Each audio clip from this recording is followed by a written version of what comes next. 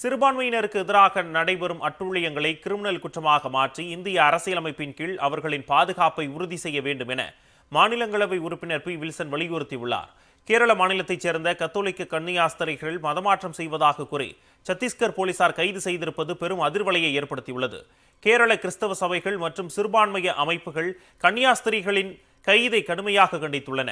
முதலமைச்சர் மு.க.ஸ்டாலின் கன்னியாஸ்திரிகள் கைதுக்கு கடும் கண்டனங்களை தெரிவித்திருந்தார்.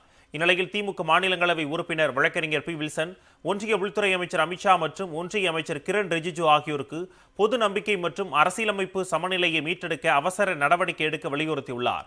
இதுகுறித்து தனது சமூக வலைதள பக்கத்தில் பதிவிட்டுள்ள பி வில்சன், சத்தீஸ்கர் காவல்துறையினரால் கைது செய்யப்பட்ட அப்பாவி கத்தோலிக்க கன்னியாஸ்திரிகளான சகோதரி பிரீத்தி மேரி மற்றும் சகோதரி வந்தனா பிரான்சிஸ் ஆகியோரை உடனடியாக விடுவிக்க சத்தீஸ்கரில் ஆளும் பாஜக அரசாங்கத்திடம் வலியுறுத்த வேண்டும் என்று வலியுறுத்தியுள்ளார்.